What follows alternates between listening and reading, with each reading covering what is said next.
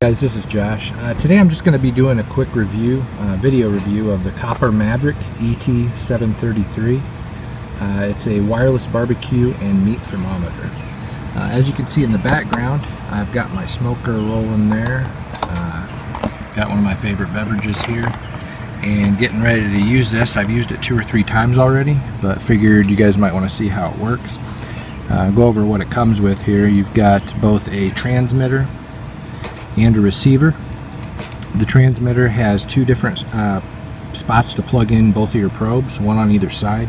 It's going to give you 2 different readings here, which are going to alternate back and forth if you have both of them plugged in. If you have just one plugged in, you'll just see the one.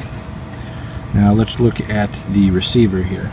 The receiver, you can see here that it has 2 different settings, a 1 and a 2. That's going to be based on your probe numbers. Your probe numbers are written on the back of the receiver, or excuse me, the transmitter on either side, so you'll know which one is which. Let's take a look at my settings that I have currently right here. So I know it's kind of hard to see, but we'll just go on number 1. I have a chicken setting for 170 degrees. On the bottom I've got my high and low temperature set at 165 as low, 175 as high.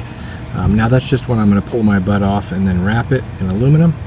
But you can change these settings. For instance, I'm going to go ahead and press and hold settings.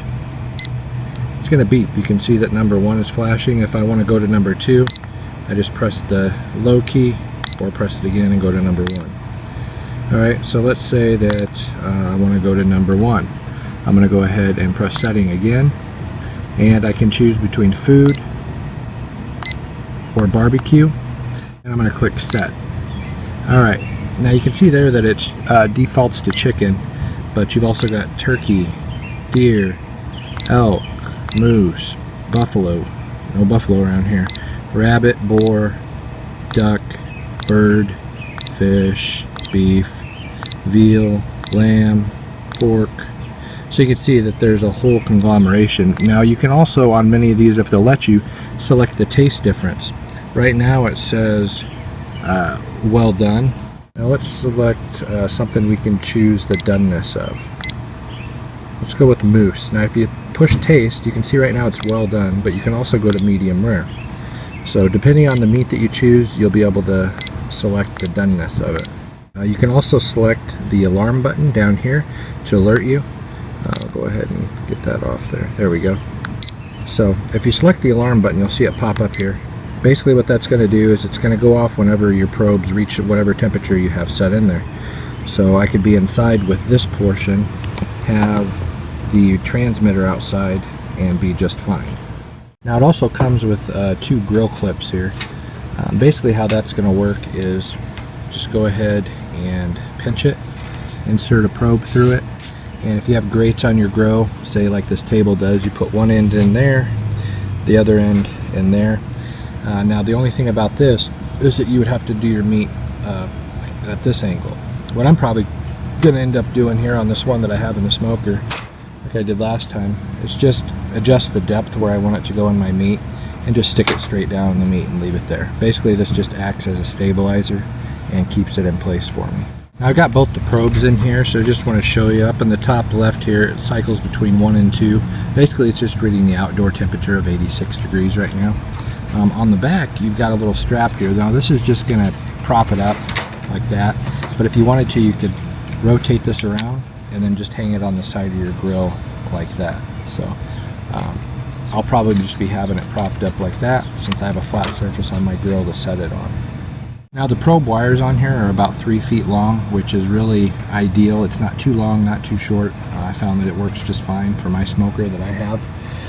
And the nice thing about these wires is that they're very heat resistant.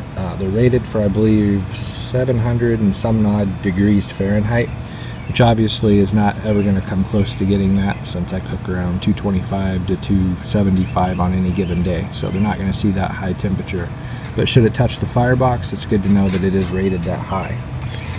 You will get temperature readings on here accurately. I believe it said from 32 degrees Fahrenheit, so you can tell how cold it is, all the way up to 572 degrees Fahrenheit.